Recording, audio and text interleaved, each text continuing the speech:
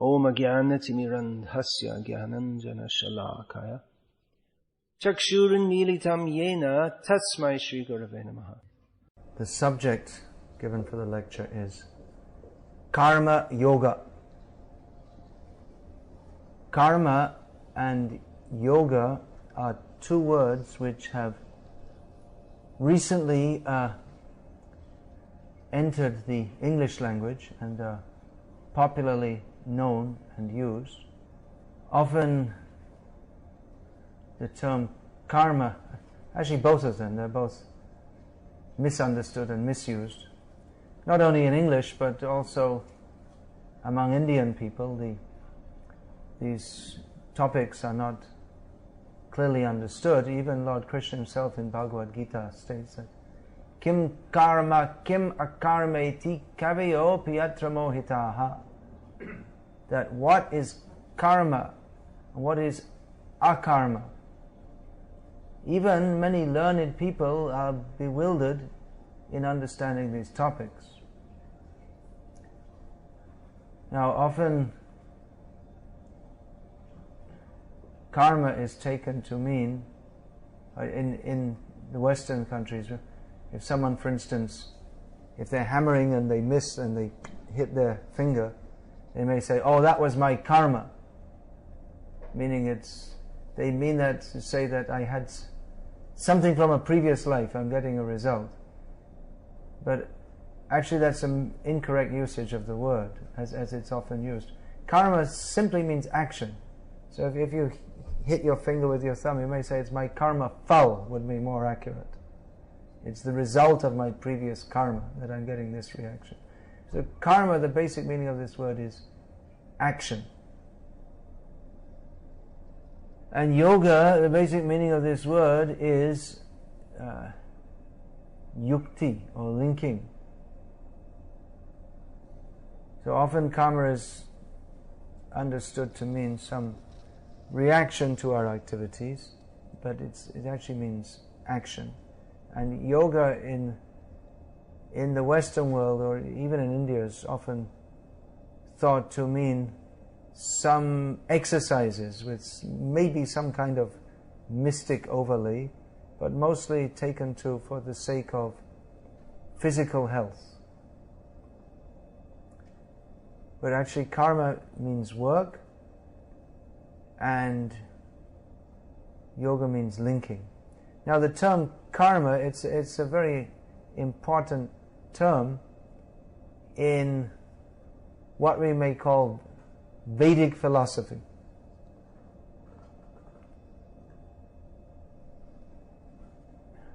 Karma, because every action has a reaction.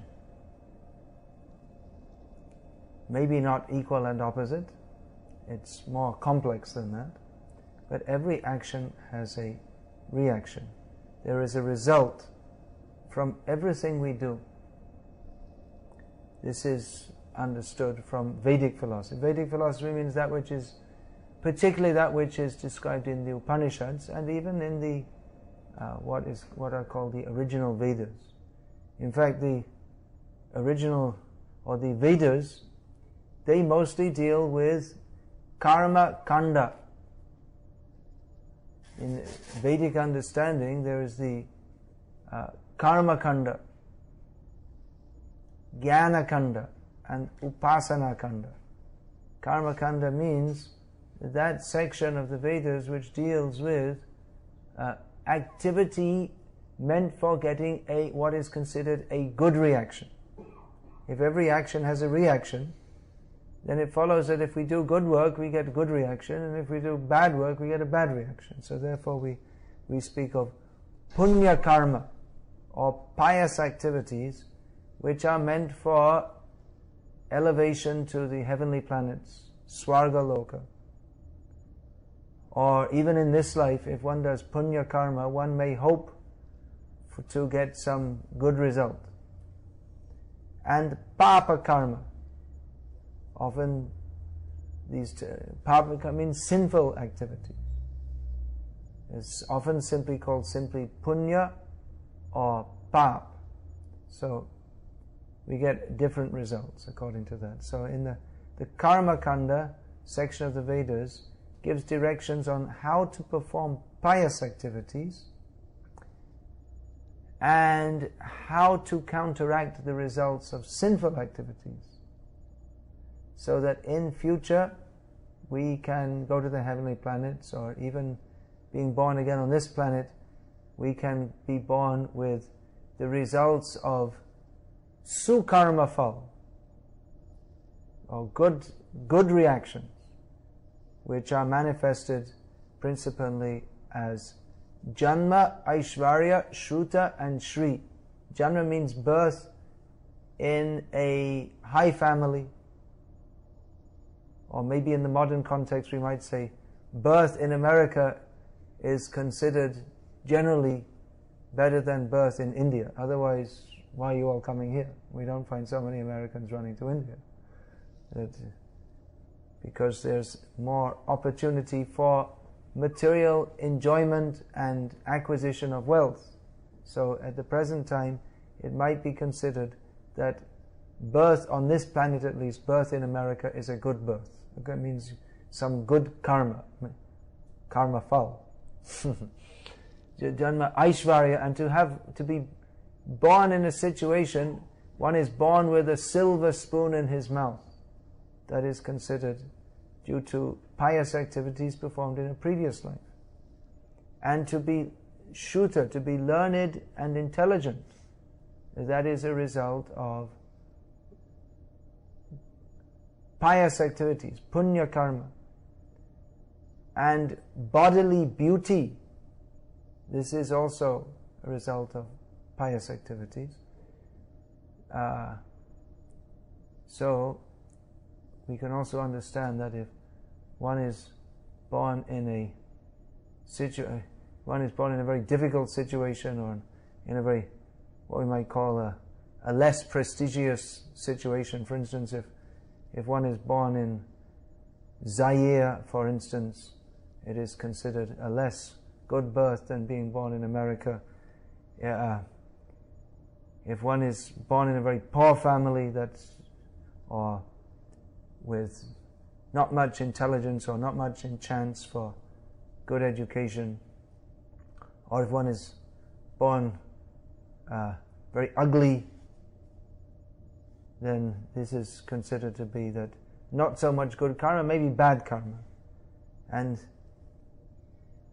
other results of bad karma or previously performed sinful activities are things like poor health, getting involved in lawsuits, and so on. So we see that these two things there, you don't find anyone with perfect karma. Maybe better, Indra Dev, the king of the heavenly planets, you could say he got very good karma. But on this planet you see someone is born in America, very good looking, and just the example is there of Marilyn Monroe, good looking, famous, hobnobbing with all the top people in the country, but desperately unhappy to the extent that she committed suicide, or some people say that she was killed. But anyway, she had an untimely death, which, you all heard of Marilyn Monroe? She's like the Sri Devi of Hollywood a couple of generations ago, something like that. So this akala mrityu, that is considered some untimely death, that is considered some very bad karma. So it's you don't find anyone who's got perfect good karma, and you don't find anyone who's got absolutely bad karma. And often you'll find that people who have supposedly bad karmic reactions, they're actually much more happy.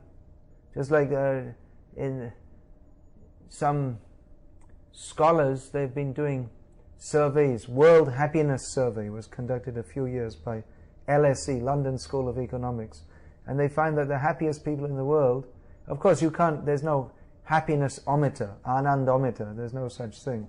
You can't, just like they test the BP, put a strap on and pump it up and measure it. But there's no anandometer, but there are factors that they ask people that, well, do you feel do you have a lot of stress, and do you feel happy in your family life, and do you have sleepless nights, and do you feel content? By asking questions, they came to the conclusion that the happiest people in the world are in Bangladesh, which isn't considered a very prestigious country, even in India.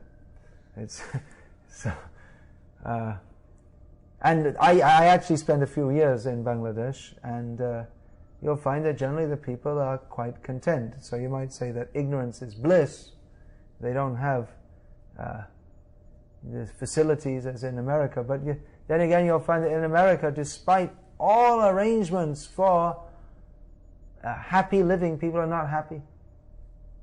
People are full of stress, and they can't maintain their family life, and they talk, there are so many one-parent families, which I could never understand. What does it mean, a one-parent family? It doesn't seem to make sense. It's something like talking about the sound of one hand clapping. How can you have a one-parent family?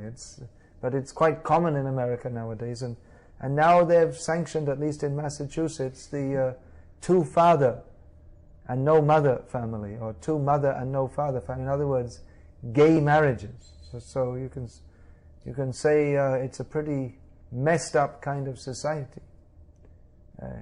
People are not happy. Otherwise, why is there so much? There's so much alcoholism and drug abuse. These are not signs of happy people. So they've done a lot of karma, no doubt. In terms of karma, in terms of the modern technological society, America is far advanced in karma. However, they're miserable, basically speaking. So the ancient tradition of Vedic culture that can help people to act in such a way that they can actually be happy. Because after all, the goal is happiness, isn't it? Why all this technology has been developed? Ultimately, the idea is that by material development, we shall become more happy. But somewhere along the way, they lost the clue.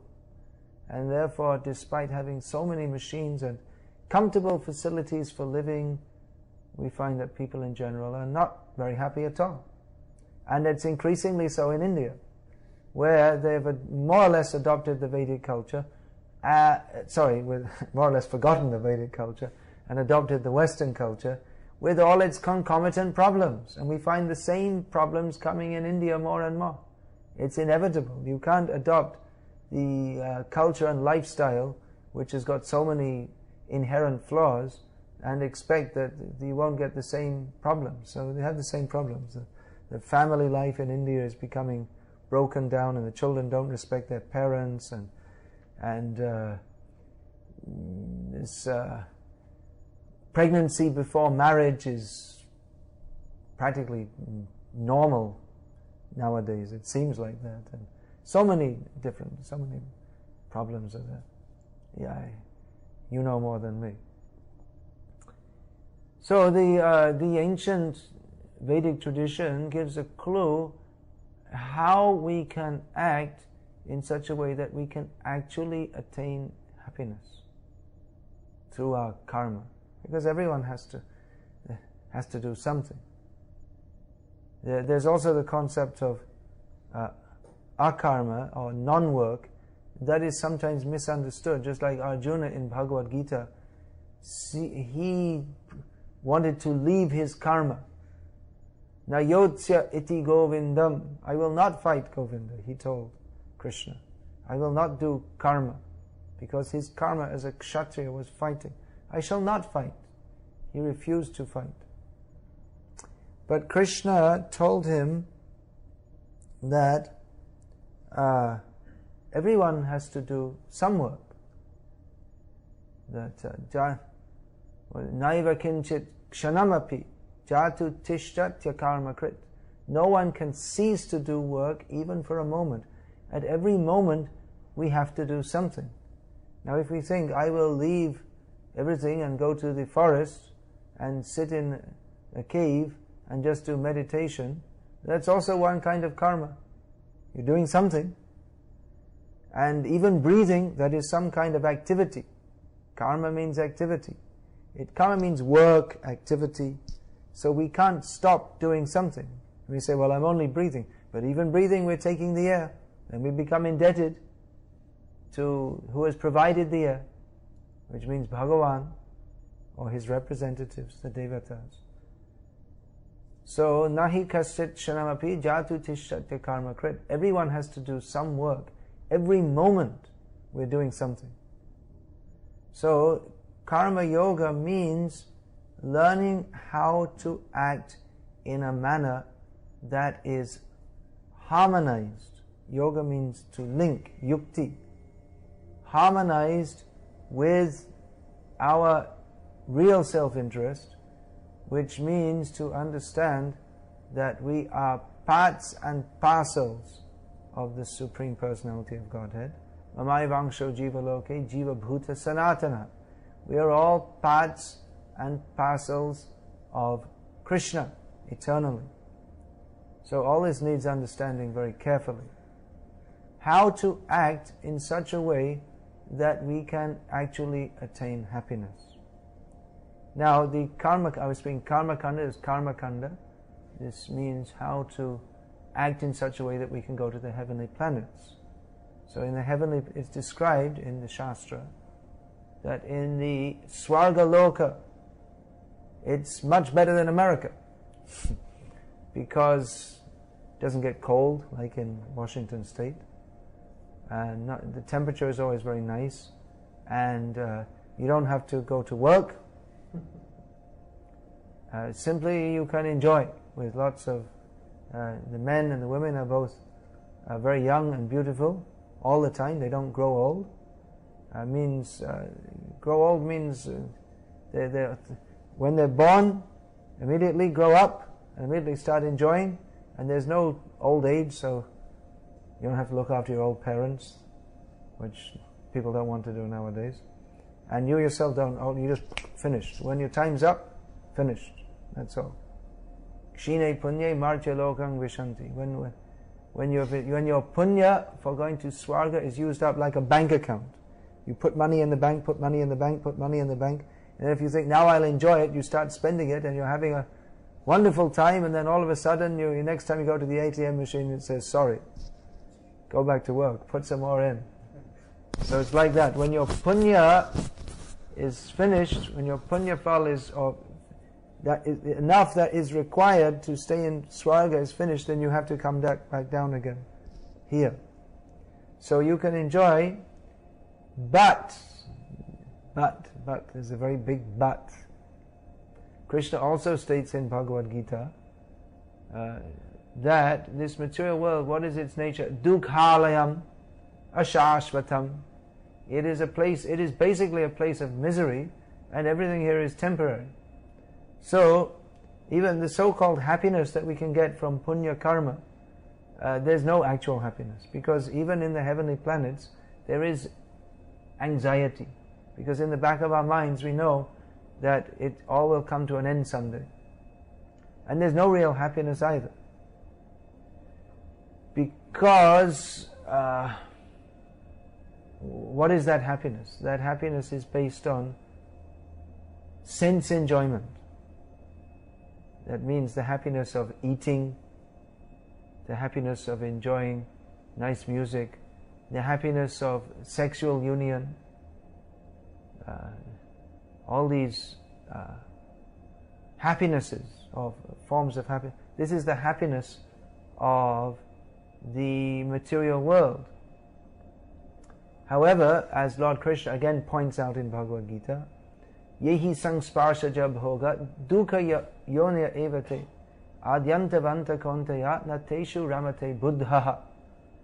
That the happiness which is perceived by the interaction of the senses with the sense objects, of the tongue with food, of the ears with music, of the skin with another skin, this is actually the cause of distress. We perceive it as happiness, but it's actually a cause of distress. For instance, we enjoy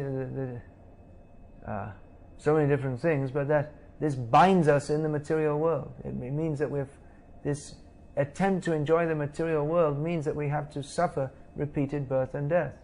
To go on, the attempt to enjoy this material world means that we have to remain in this material world, which means repeated birth and death. So therefore, adyantavanta kauntaya nateshu ramate buddhaha. Therefore, an intelligent person does not attempt to enjoy this material world.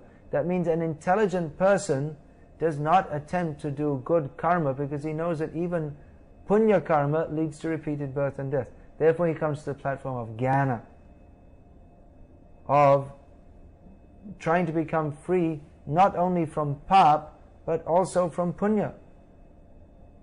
He attempts to attain moksha. Then there's upasana kanda or bhakti, which is beyond simply trying to get free from this material world, but which means how to satisfy Krishna, the Supreme Personality of Godhead, who is the reservoir of all actual pleasure. So what is karma yoga? Karma yoga means that we have to act in this. We cannot stop acting, but we act in a manner that is dovetailed with our genuine best interest. Mostly we're working, but we don't know what our real best interest is. Just like all of you, before you came to America, probably had much higher expectations than what you actually found out when you came here. I asked this question yesterday and everyone agreed that mostly we're expecting that we would be much happier by coming here. But then, although the facilities are good and the workload is not nearly as heavy as in India, and good material facilities are there, but still we don't find genuine happiness simply in working and getting money and having a more relaxed way of life. The reason for that is because there is no genuine happiness in the material world anywhere. Not even in Swargaloka, what to speak of in Seattle.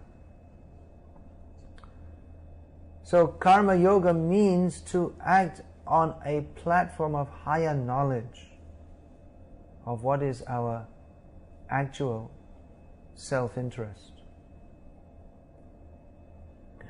Ultimately, karma yoga means to act for the satisfaction of Krishna. There are levels of karma yoga. Basically, everyone is doing karma. Every living being is doing karma. Donkey is also doing karma. Everyone's doing some kind of activity. But generally, karma is taken to mean that activity which is performed in human life. Because even though the donkey is doing activity, what he does not produce karma phal, because the donkey is simply suffering the results of his previous papa karma. Therefore, the donkey means there is a jiva in that donkey body which is now acting as a donkey. Because he acted like a donkey when he was a human being, he got the body of a donkey. That's how it works. You like to eat meat, you get the body of a tiger. Because the tiger, he's famous as a meat eater. So you can become a dog or a lion or a tiger which is suitable for eating meat. We like to go naked, it's showing our body without any shame. Then you become a tree which stands naked for maybe hundreds of years. This is how karma phal works. So the donkey or the tree does whatever, even if the donkey kicks you in the face. Of course, you don't see donkeys in Seattle much, probably. But be assured there are donkeys, nevertheless, in the world. Not only the two-legged variety. So he may kick you in the face, but he doesn't get any karmic reaction for that. But if a human being kicks another human being in the face, he will get a karmic reaction for that. generally that will be considered some sinful activity. So he will have to suffer. So karma, generally this term in the Shastra is used to mean activities performed by human beings. Now often in India, we see people, they say, I'm a karma yogi. Maybe someone in his office or running a business, and they like to quote from Bhagavad Gita that Karmanyevadikaraste, I just forgot it. Karmanyevadikaraste ma phaleshu kadachan. This is the karma yogis, they like to, so-called karma yogis like to quote, which means that one is entitled to perform work, but one should not think that I am entitled to the result. So this is actually a very profound statement. It is often quoted. Just people who are doing karma, they're not actually doing karma yoga, they're just doing karma. They may be called a karmi. Karmi means one who does work. So that refers to everyone. But karma yogi means one who performs work with the specific intention of not being attached to the fruits of the work and offering the fruit of the work to the Supreme. The Supreme is often conceived of as in a very vague way, but specifically the Supreme means the Supreme Personality of Godhead, Krishna. So there are different stages of karma yoga.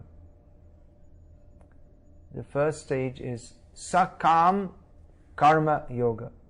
Kam here meaning desire. So one works, but he desires some result, but he offers some of the result. The result in modern life, the result of our work is usually comes in the form of a paycheck. Although traditionally that may have not been so. It may have come in the form of grains produced in the field.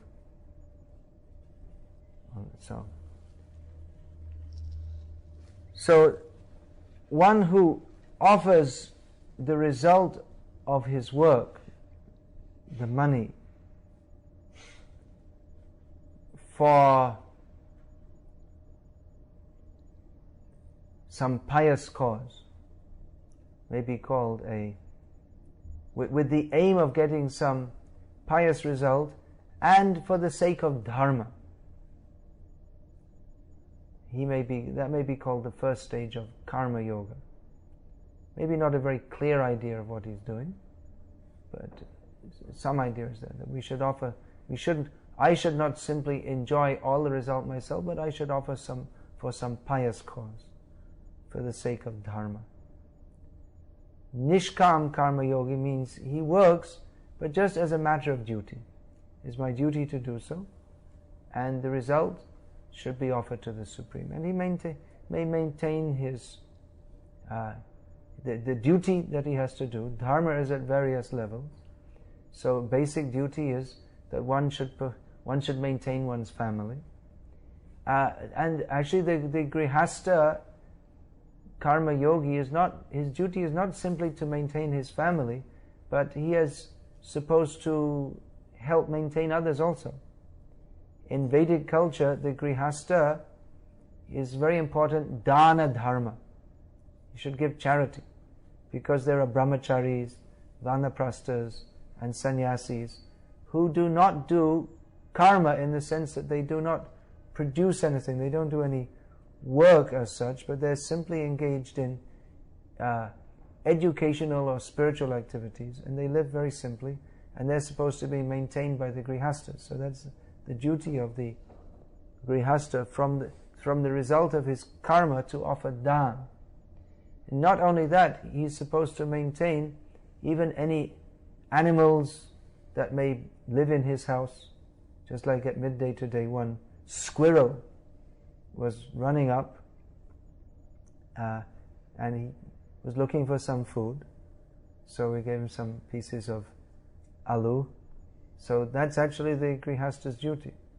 Any dogs or cats in the neighborhood, not in the modern sense keeping his smelly pets inside the house, outside the house, but they should be fed, given some pieces of chapati or something like that.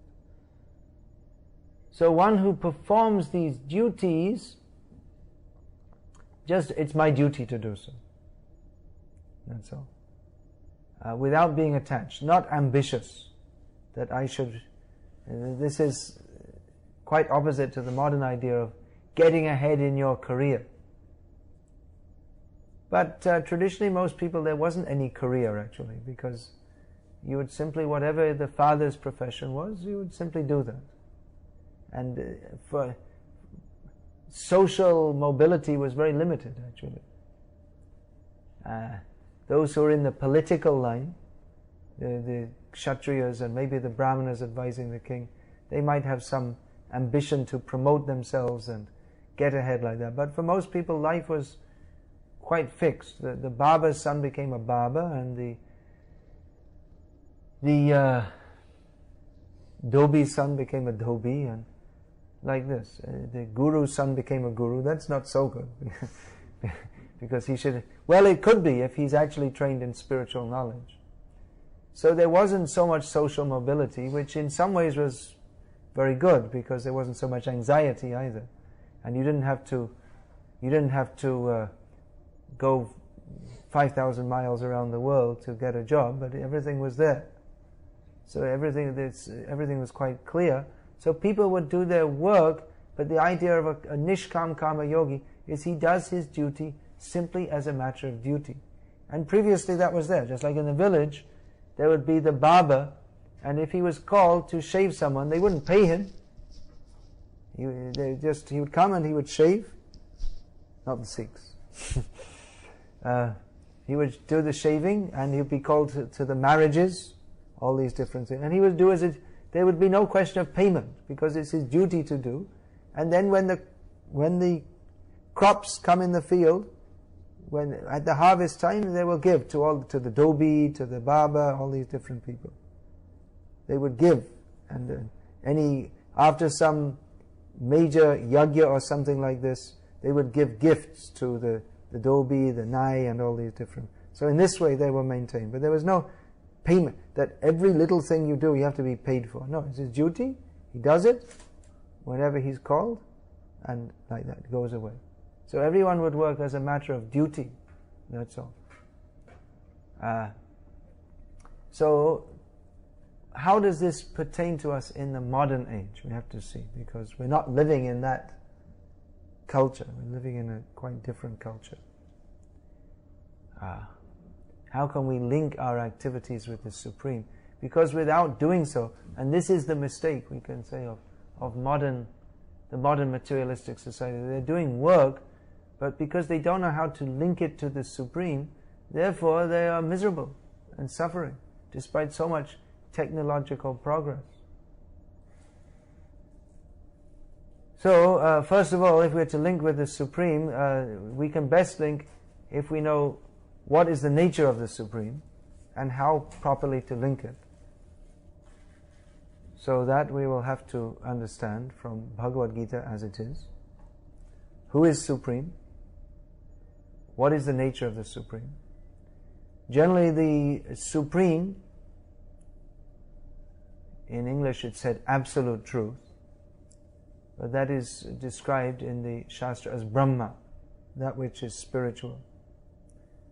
Param Brahma, the term Brahma is the spiritual. So often there's misunderstanding about this. There's the Upanishadic statement, Aham Brahmasmi, I am Brahma, which means I am spiritual. But this is sometimes misunderstood to think that I am the Supreme. But there is a different term in Shastra for there is Param Brahma, Supreme Spiritual. We are all Atma, or Spirit Soul, but there is Paramatma. There's another term, Paramatma, which means the Supreme Atma, Supreme Soul. So there are the qualifying term, Param Brahma, Param Atma. So this term qualifies that there is a difference between the Paramatma and the Jivatma, or ordinary Atma. So there's a very common misunderstanding that because we are all by nature spiritual, that we are all the supreme. However, this is a very great mistake. Because if we were supreme, then we wouldn't have to do this karma of working for a living. Because the supreme is nityo nityanam chaitanas chaitananam eko bahubir yo vidadhati kaman. The supreme is the one who is overseeing all the others who are not supreme, and who is fulfilling their desires and supplying their necessities. So we are not supreme. You don't need to be a great pundit to understand this. We are not supreme, but somehow there is a common misunderstanding that we are all supreme. And because of this misunderstanding, our yoga and our jnana and necessarily our karma also, it all becomes subject to lack of proper understanding. So we should clearly understand what is the matter, then we can modify our lives accordingly. So the actual understanding that is to be had from Bhagavad Gita and all the Vedas is that the one supreme is the Supreme Personality of Godhead, Krishna, and we are all His servants. And in Bhagavad Gita, as is well known, Lord Krishna speaks about karma, jnana, yoga and bhakti. Karma here meaning activities. Another meaning of karma is prescribed activities as described in the Vedas. And to follow those activities as described in the Vedas is karma yoga. Jnana means knowledge, as you well know. But jnana specifically means the knowledge as given in Shastra. And specifically of the adhyatmic jnana, or spiritual knowledge. Knowledge of how to do computer programming, that is also one kind of jnana, but that is not the important jnana that is described in Shastra. That's not paramartha. That is not paramarthic or spiritual. So yoga, that is a generic term, which means all there's karma yoga, jnana yoga, bhakti yoga, kriya yoga, ashtanga yoga, dhyana yoga, raja yoga. There's so many different kinds of yoga which are described in Shastra. But yoga, when we speak of karma, jnana, yoga and bhakti, yoga in this context is generally taken to mean the ashtanga yoga process, which leads up to dhyana. It's more or less identified with dhyana yoga, which leads to yoga samadhi, and bhakti, which means bhakti paresh anubhava.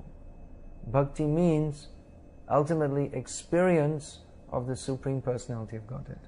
Bhakti is usually translated as devotion. So all these different paths are there, but Krishna makes it very clear in Bhagavad Gita that the topmost path and the topmost goal is bhakti. Because we are all parts and parcels of Him. We are all ultimately the Atma is the eternal servant of Krishna. So where does karma fit into bhakti? Karma, the highest level of karma yoga, which is a different definition to that which is generally understood, means to that karma yoga is bhakti, or activities in devotional service. Means activities performed specifically for the pleasure of Krishna. So karma yoga can be executed at different levels. At the very least, we should perform our activities understanding that that simply to perform karma to get some money, that is not much up from animal life. Simply to get money to live, to eat, that is not advanced. Because, as is stated in Shastra, Hitopadesh, Ahara nidra bhaya maitunam cha samanam etat pashubhir naranam. Human beings and animals both eat, sleep, mate and defend. Same propensities. So if we, by our karma, we simply work to get money to maintain our material existence, which basically consists of eating, sleeping, mating and defending. It may seem like it's very sophisticated because we are doing something like, computer programming or something like that. But what it all comes down to is eating, sleeping, mating and defending. And in fact, though the internet has been set up and there is tremendous possibility for finding information from the net, what has come about as being the major use of the net is pornography, which is the lowest animalistic, it caters to the lowest animalistic propensity. I think we can safely say that this demonstrates how without genuine spiritual knowledge, even the greatest and the most sophisticated endeavors of human society fail to lift us beyond the gross animal level.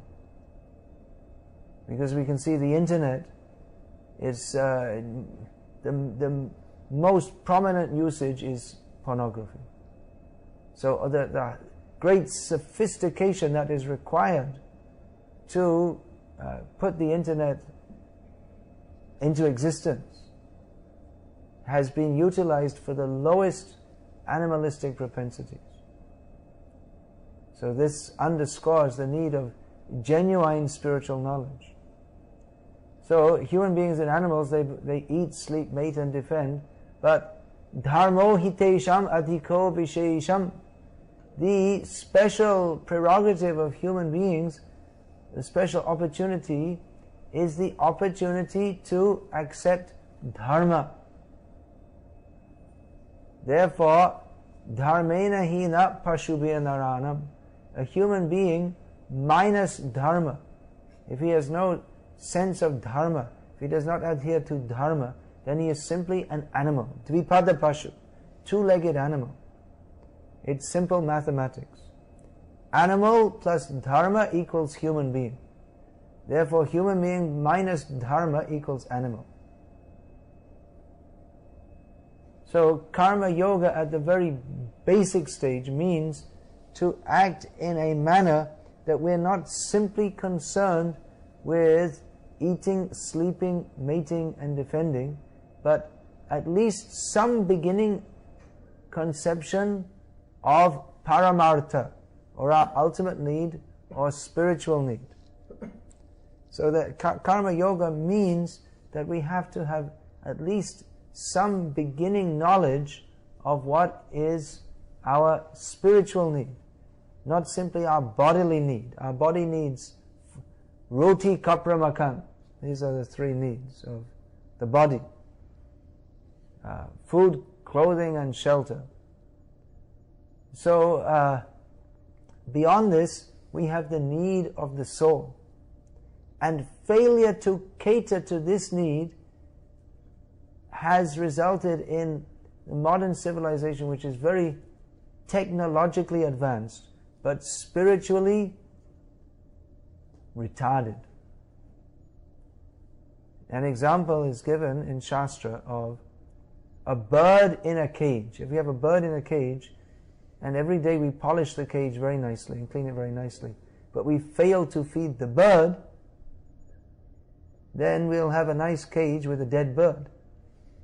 So it's like that. We're making so much arrangement for the comfort of the body, but we forget that the body is simply a cage or a receptacle for the Atma. And our real need is not simply of course you have to look after the cage also, but the cage is not as important as the bird within it. So the body is not as important as the soul within it. So the whole of modern society is simply polishing the cage or looking after the body without understanding that our real need is the need of the soul.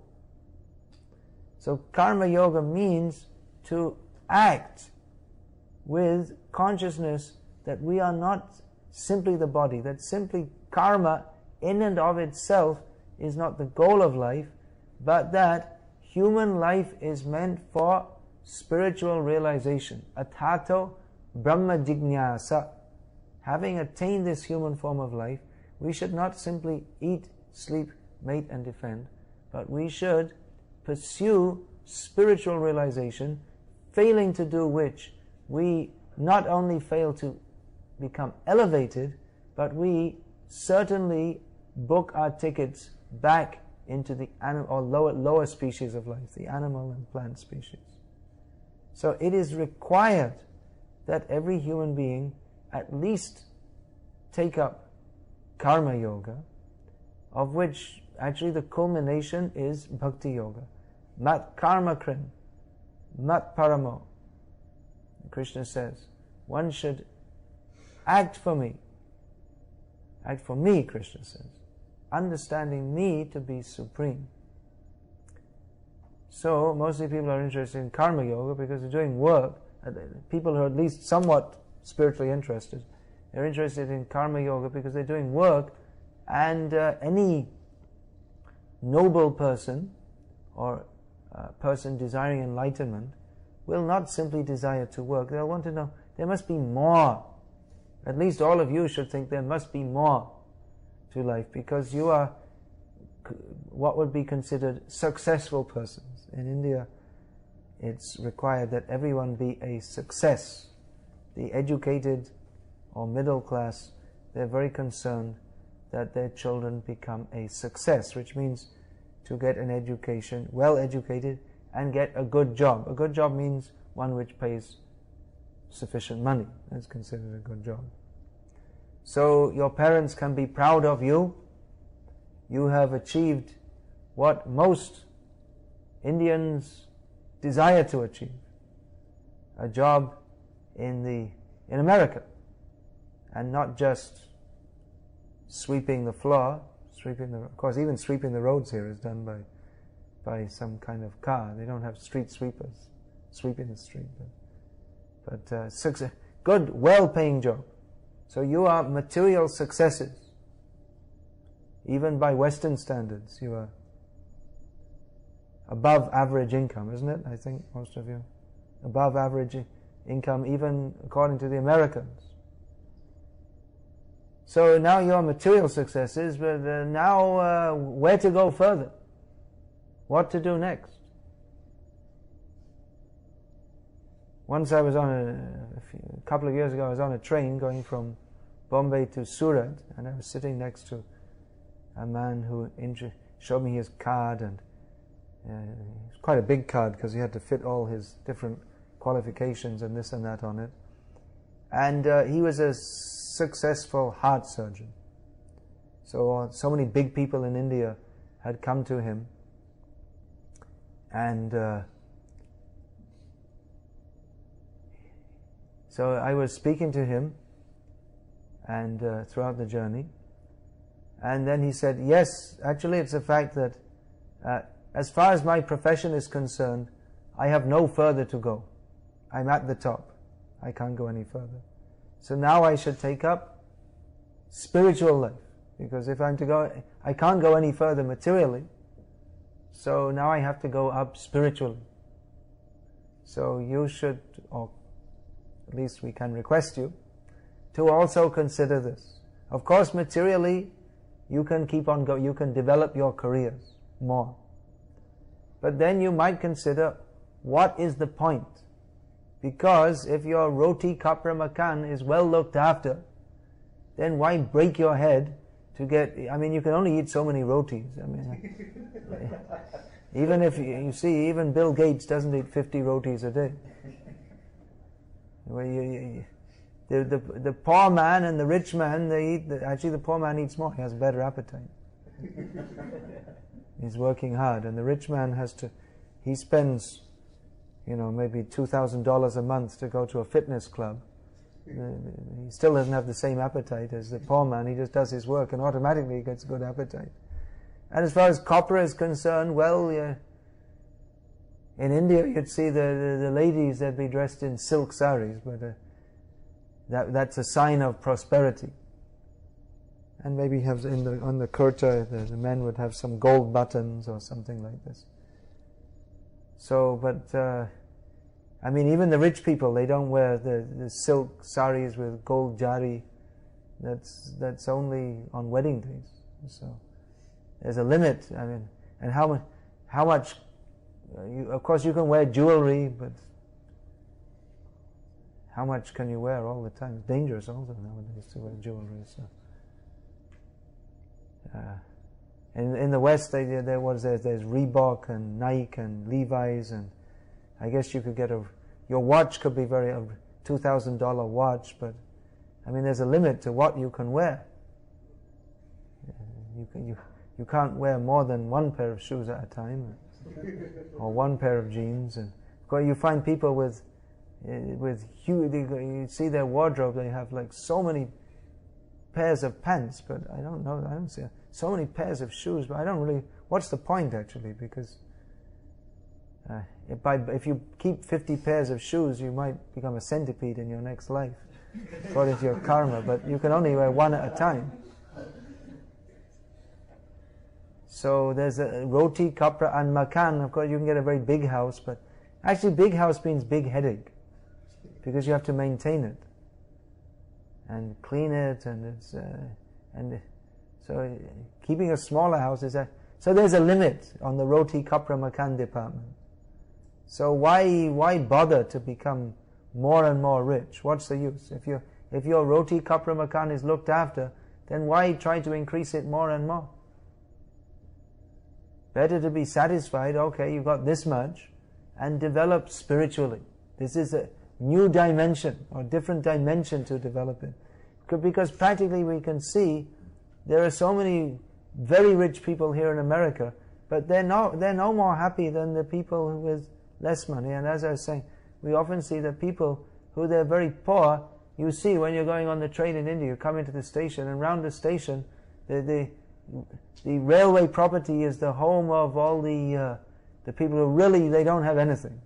Their houses are built out of all the garbage, and they're living there. But you'll often see they're very cheerful and jolly. They've got nothing to lose and nothing to gain. In that sense, they're like yogis. So they're often more happy, but they have no chinta, because they're not going anywhere. Then they have no, just like in Bhagavad Gita, Lord Krishna says, na shochati na kankshati. They're not lamenting, because like I said, they've got nothing to lose. And na kankshati, they're not desirous of anything, because they've got nothing to gain. So we'll often find the very poor people, they're more happy. So we're not saying that you become very poor, but having attained sufficient material prosperity, now one should consider spiritual prosperity. In this regard, we can say America is maybe the poorest country in the world, spiritually. Actually, in America, at least many people still believe in God, then go to church. But you'll find in other countries like England and Denmark and Germany that they're materially prosperous, but churches are empty. One devotee was telling me, Gujarati living in London. And a few years ago he told me, so he was doing some kind of social work or in the area where he lived in London.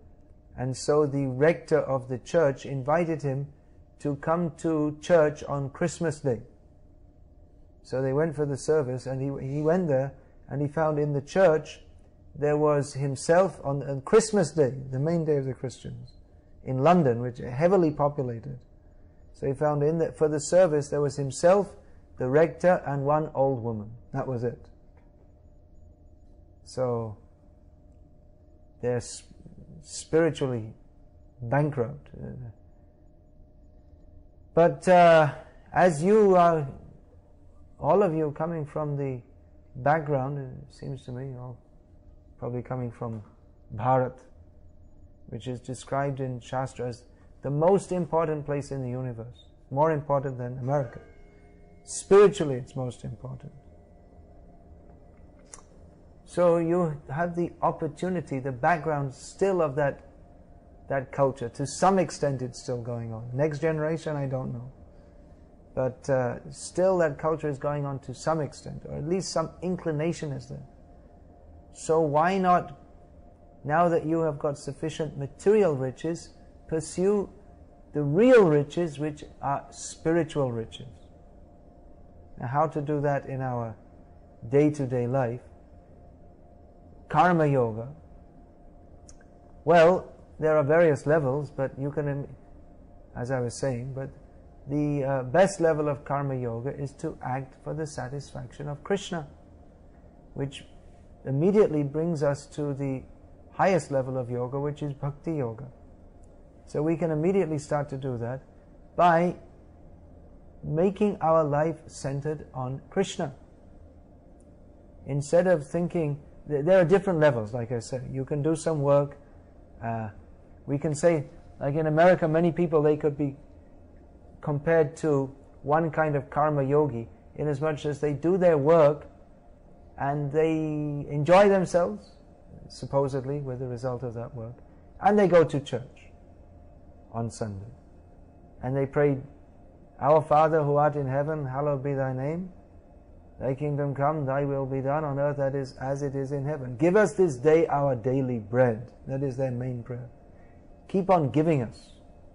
Give to us. There's one, last time I was in America, I was passing through Atlanta, and I read in the newspaper there that they had very successful churches called the Prosperity Church.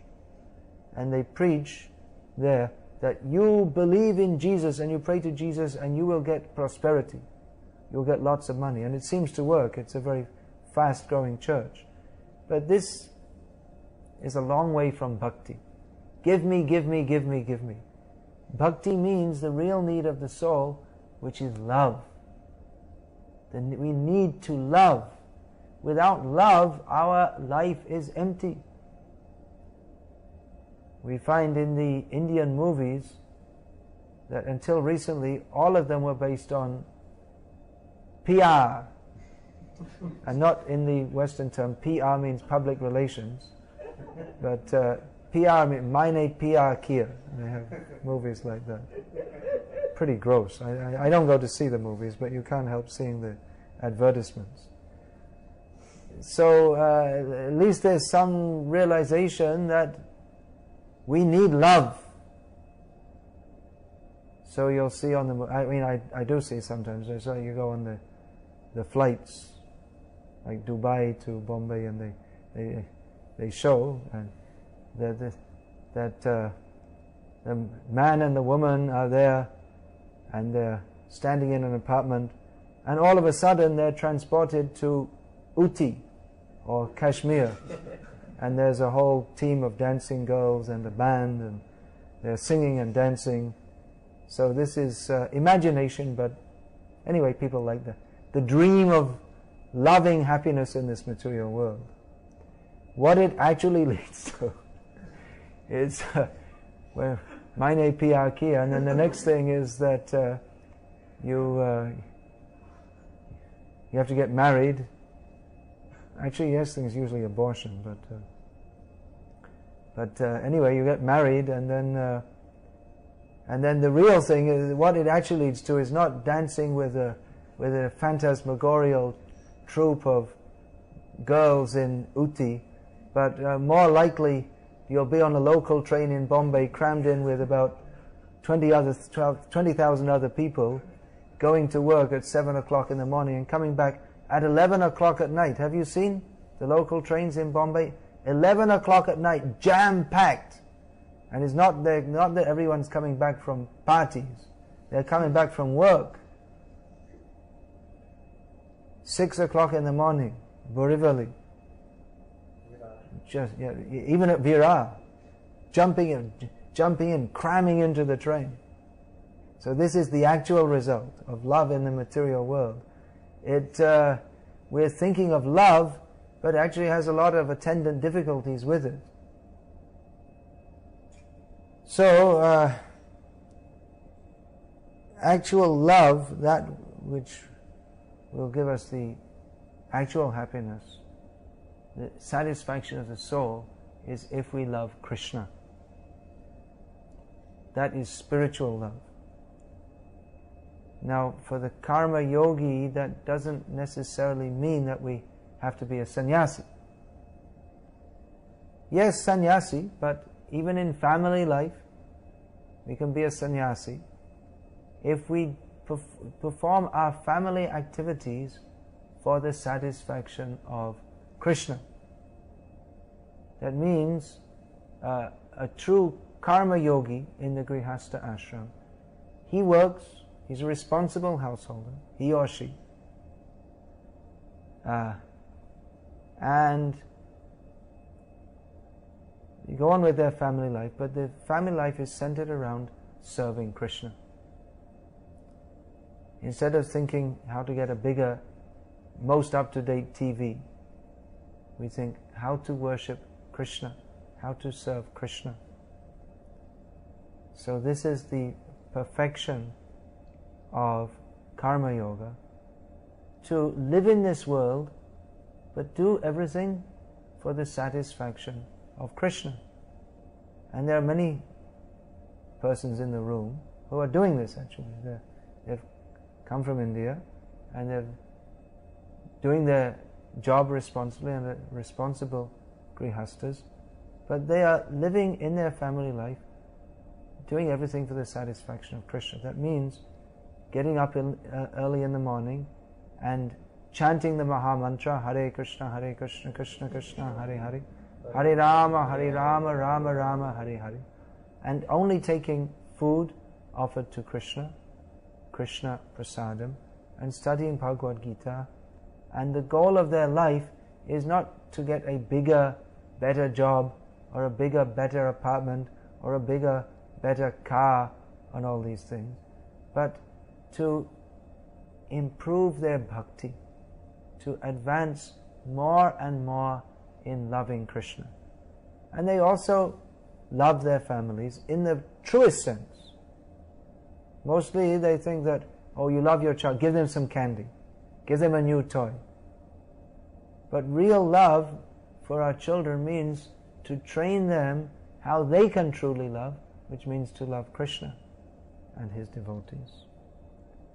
So this is a synopsis of this topic, that the best karma yoga is to live responsibly in this world, performing our duties and simultaneously cultivating the sense of my eternal position as the servant of Krishna. This is karma yoga in Krishna consciousness. So, Hare Krishna. Are you going? Have to rush off? Do you have any prasadam? Please don't go without prasadam.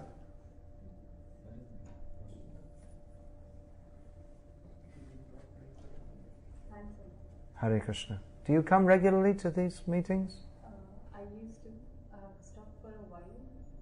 I was busy this summer and then I'm thinking of starting again. Alright, that's good. Do we have a book table outside? You have books you can show. Please take some books also as you're all very intelligent people, otherwise Bill Gates and others wouldn't have employed you. So please use your intelligence to apply your intelligence to the spiritual philosophy of Bhagavad Gita. We have many books, and you can give a little of the money that you've earned to donate for printing more books also. Alright, so we'll finish there. Any questions, please? Yes, please. Hare Krishna. Early part of the discourse you were saying, person kicks the other person in the face. There's a serious karmic reaction to it. How about the case of devotees have indulged in sex? Well, if you listen carefully what I had said, I'd said that generally that would give a bad karmic reaction. Because I was bearing in mind that it's possible to kick someone in the face and that will be something very good. Just like Hanuman burnt Lanka. So generally if you go into a city and set it on fire, that will not be considered very good. But the Lanka Dahanam, that was very good because he was acting in the service of Lord Ram against the demons. So you didn't listen very carefully what I said, because I couched what I said with a proviso for that. I said it generally would be considered that you will get some bad reaction. But if we act in anger to protect the devotees, then we will not get bad karma. Rather, that will be an act of bhakti, just like Hanuman's burning Lanka. But generally, we don't do such things. In the case of sports, if somebody is engaged in a sport, and in the sport We don't play sports. We chant Hare Krishna. Sport is another diversion. It's a very big diversion, you see. Just like in India, the young men, they don't know anything about Bhagavad Gita, but they know the batting averages of all the... And even now they are promoted in India, now I see even the girls are playing cricket. So it's a big nasha, big intoxication, this sports. You mentioned that karma yogi or karma yogi is the concept that you do your karma and you do not you give up the fruits to Krishna. Yeah. Right? What does it mean to give up the fruits to Krishna? What is the act of it? Yeah. Yes. Give up the fruit means, well, in terms of modern life, that means we get some money. And from the money we get a house and a car and all these things. But it means to give up the fruit literally means, first of all, ideologically or conceptually it means that we don't think I am the enjoyer of this. That everything should be done for the pleasure of Krishna. Now practically that means that our home and all the paraphernalia that goes with it, our family, that should be for the service of Krishna. The focus of the home should be activities in Krishna consciousness. So we maintain our home life for the sake of performing activities in Krishna consciousness. And practically that also means that money, instead of spending so much on... Actually in the modern life people spend money on so many useless things. I mean, so many cosmetics and excess. I was talking about excess clothing. Most people have far more clothing than they need, and all kinds of gadgets and then going on holidays, spending so much money just for some useless lying on the beach somewhere or something like this. But rather we should spend our money for promoting Krishna consciousness, just like you can give donations to preachers of Krishna consciousness who will utilize that, just like this, organizing this program, distributing prasadam, printing books and distributing books. Bhagavad means spiritual books, Bhagavad Gita as it is. So the practical side, even if we're not able to fully, even if we feel we're not fully able to take up the life of bhakti, a good start is to give some regular donation for promoting the causes of Krishna consciousness. And actually if we fail to do so, then if we spend all the money simply for our own personal enjoyment, then that becomes sinful actually. So by spending, we go to hell. Whereas if we offer some of the fruits of our activities for spiritual activities, specifically Krishna consciousness, that saves us from that. That's why dan is a very important part. Giving donations is a very important part of grihastha life. Generally, also the money, you see, it's earned not completely cleanly. It's very difficult to do so without contacting some inauspicious activities. Just like you're all working, you're all employees presumably, so you're working for people who are sinful actually. I mean, we're not going to go up to them and say you are sinful, but practically they are. You may not be engaging in sinful activities like eating meat and drinking wine, but they are, and you're taking pay from them. So you become implicated in their karma.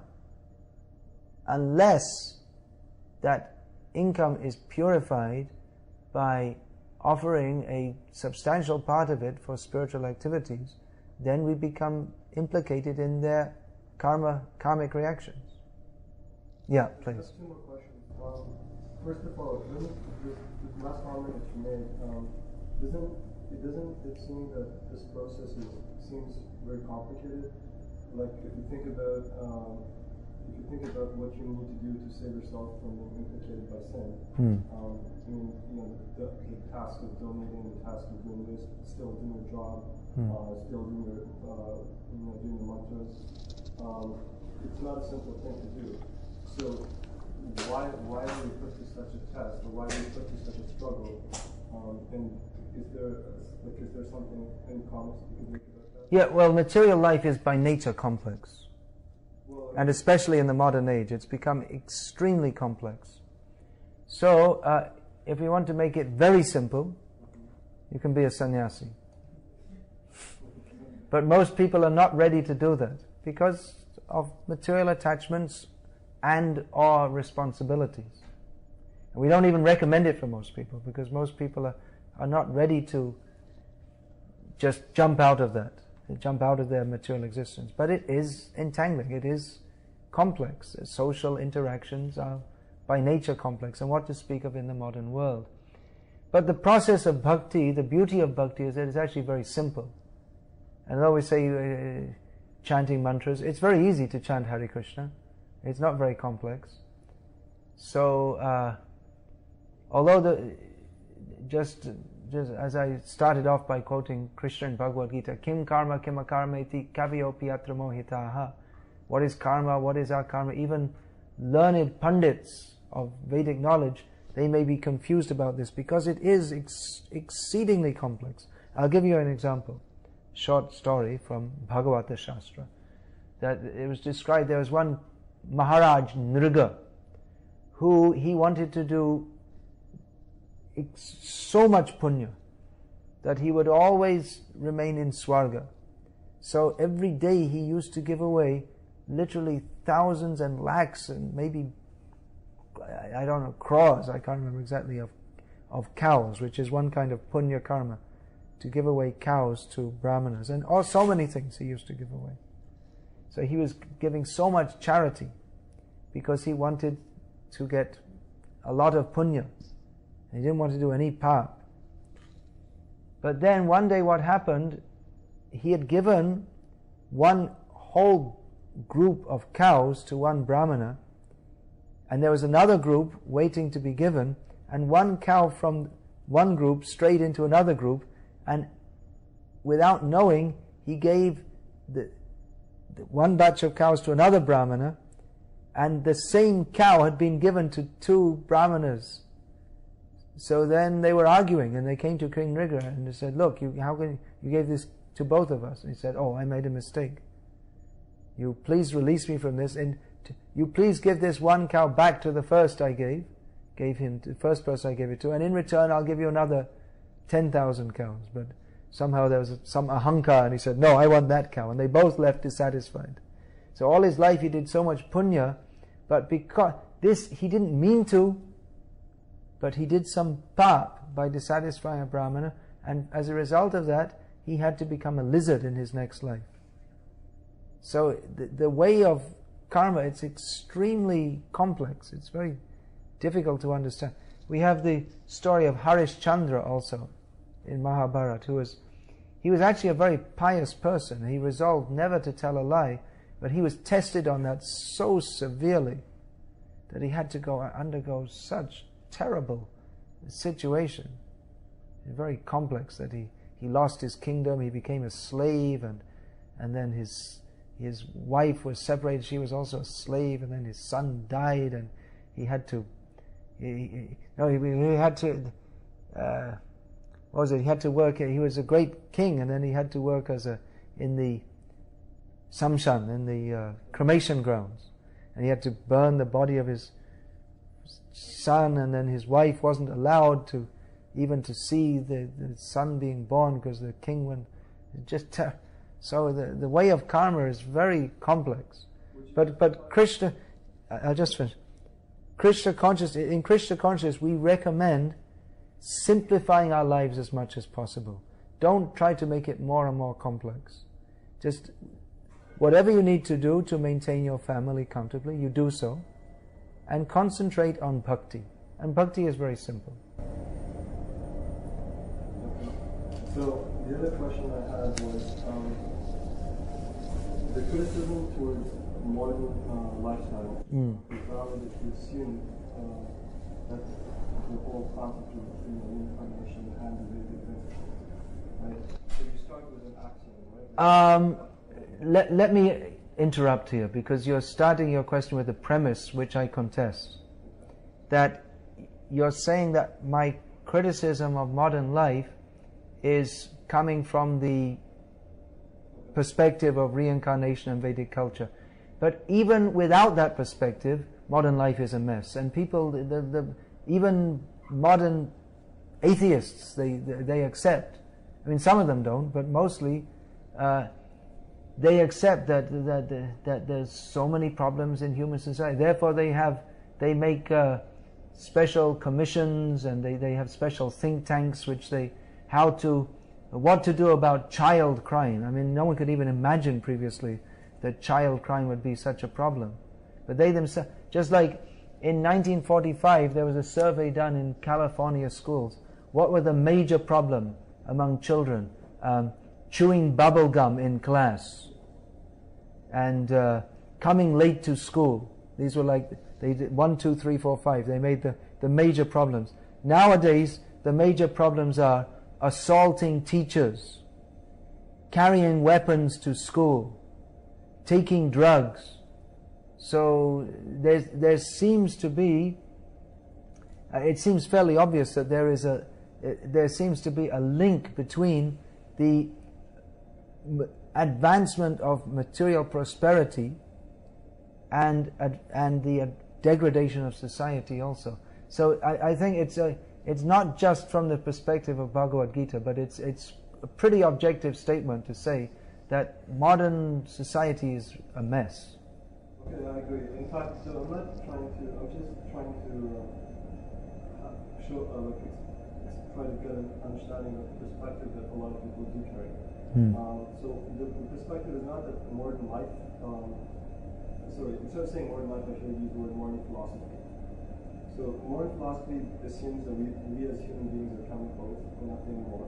Yeah. And that when we die, we do not have any sustained existence. Interestingly, this philosophy has been around for a long time, but it's taught in the schools. Yeah. I mean, based on that philosophy, then consumerism. Right. That eat, sleep, drink, be merry, and enjoy, for tomorrow we shall all be dead. Work hard, play hard, that sort of philosophy. Yeah. Because there's nothing more to live for. Right. So, apart from the philosophy, so my question would be how. So, I mean, you commit yourself to philosophy, but how could you be sure that one philosophy is correct and one isn't? This is a very good question. That was my question before I joined this movement. How can we be sure that something is right? Well, we have to commit ourselves to something. We have to believe in something. Someone may say, I don't believe in anything. But then you can ask him, do you believe what you just said? You have to believe something. We have to put our faith somewhere. If we don't put our faith in a higher ideal, then we're left with the lower lack of ideal, which is animal life. So the first premise in coming to spiritual life is that there must be something better than simply eating, sleeping, mating and defending. And also, even objectively speaking, without going to Shastra or scriptures, it is very reasonable to assume that there is God. Because if we say that everything has come into existence by chance, which is the modern philosophy, it doesn't make any sense. If we said that this is fairly complex, this is a, what's this called? mp3 recorder, okay, with playback. Jukebox it's called. So this is fairly complex. I haven't got a clue how it works, but it works. Let's take something more. This is what I usually use as an example. This is what is in India rather inappropriately called a steel glass or a steel dhaba. So this is quite simple. It's it's some steel but consider how much intelligence and endeavor went into making this. First of all, steel had to be invented, and then how iron is smelted with carbon just to the right amount, so you get stainless steel, and then how to find out the iron, how to find the iron ore and mine it and process it, and which sources of iron are economically viable to mine, and different processes of mining it, and then making a factory for producing the steel. And then it just has to be exactly the right thickness so that when you pick it up it doesn't bend and not and this fits just nicely on top so it doesn't fall off, and it's not too tight that you can't take it off once it's on. Just, it's very well made steel dhaba. And then there's so much consideration, how is it economically viable to produce it and market it, and there's someone's manufacturing it, and then there's wholesaler, and then there's retailer, and then it's exported to America, and I got this in India, but you can buy it in India presumably, in America also. And so much, if you want to write a book about it, you could write an encyclopedia just based on this. And it's so simple. How much human intelligence and endeavor went into making this. And the whole universe, it's so complex, or even one cell in our body is so complex that we don't really know much. We've amassed so much information, but we really don't know that much about it. A few years ago I was speaking to a neurosurgeon, a man who cuts people's heads open and operates on them for a living. And he told me that we don't actually know how the brain works. It's generally accepted that there's some kind of impulse between the neurons, but we don't actually know. We've never actually proved it.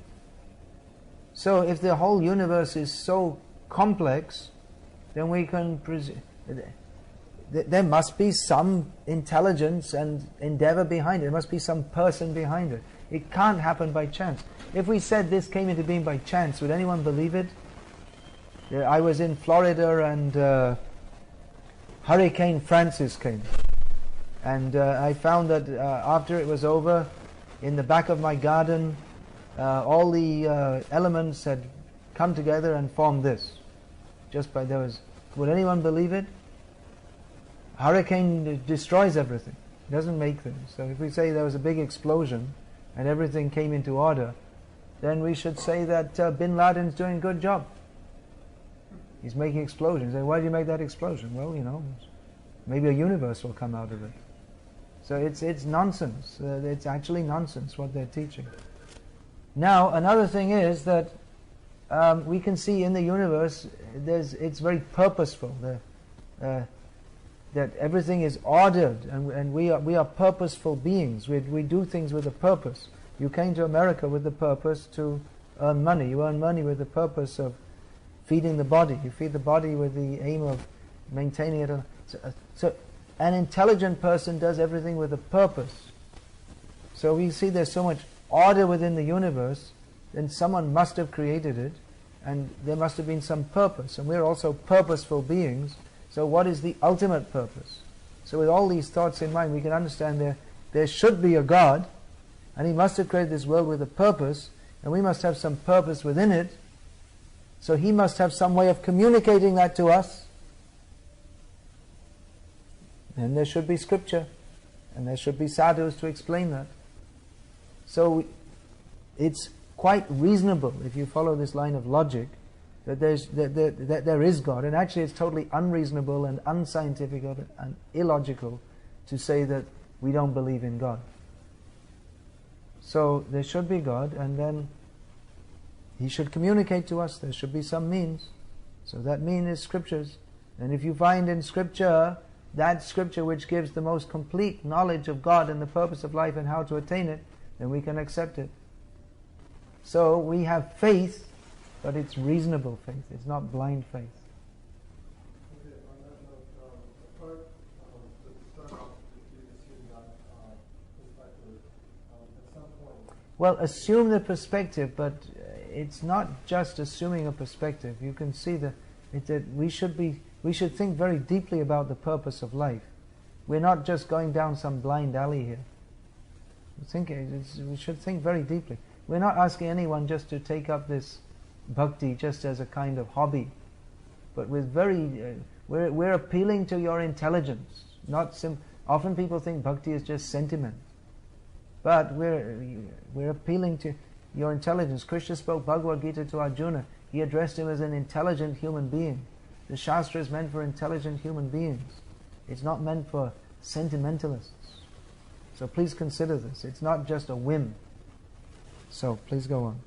Don't mind me cutting you out here and there, but if there are certain premises, then that should be qualified. So what I was saying is that is there an actual experience beyond just the intellectual ideal that can be experienced that makes it as real as the moment? Well, what about all of you are practicing, or many of you are practicing bhakti? What do you think? There is an experience, yeah. Often people ask me, well, you're in this Hare Krishna movement, how long have you been in it? And I'll tell them now it's almost 30 years. And they ask me, well, are you happy in it? So I tell them that in reply I say that from the point of view of what we might call ordinary people, this is a fairly ascetic kind of life. We don't eat meat, we don't take garlic or onions, and we don't drink even coffee or tea, what to speak of alcohol. We don't watch TV, we don't go to movies, we don't go on vacations, we don't have holidays from Krishna consciousness. It's what do they call that? 7, 24, 365. And now I don't have to do this. We get up early in the morning, very early in the morning. So we don't have to do this. We do everything we try to do for the pleasure of Krishna. We don't have to. I could go, I could go back to secular life if I wanted to. I could, get a job. Probably I wouldn't have much of a career at this stage. You never know. I could, go to movies and discos and watch the TV and all this and eat whatever I liked. I could go to McDonald's, but I don't. Why not? Why don't you consider that? Would seem that I'm getting something. I'm experiencing something. I'm getting a kind of happiness, which means I have no attraction to go back to that. So there must be something there, right? What do you think? there should be something there. And practically, as all these people here have said, they are experiencing something. We do experience a happiness in Krishna consciousness. Immediately, we experience a happiness which is not simply intellectual. Here we're talking in an intellectual kind of manner to try to convince you to take up the very wonderful process of chanting Hare Krishna and being happy. But if I said it like that, you'd think, oh, this is just sentimentalism.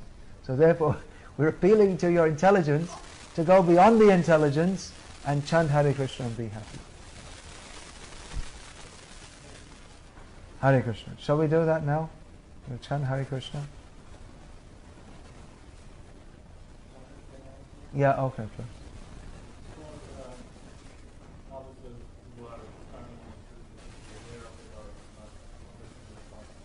There are two kinds of progressions that are possible. Number one, you kind of give up after some time and fall back to the old ways. The other is that you develop a negative attitude towards people who are not on the spot.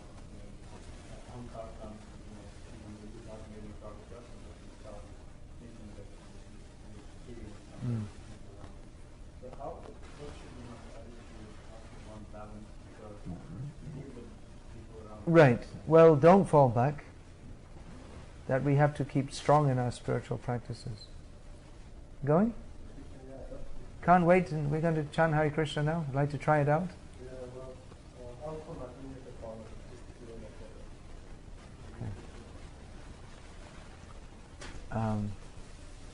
follow. We have to be strong in our spiritual practice. We have to be convinced. We have to take good association. As far as developing this attitude, well, Krishna recommends in Bhagavad Gita a different approach. He says, Atmopamyena sarvatra.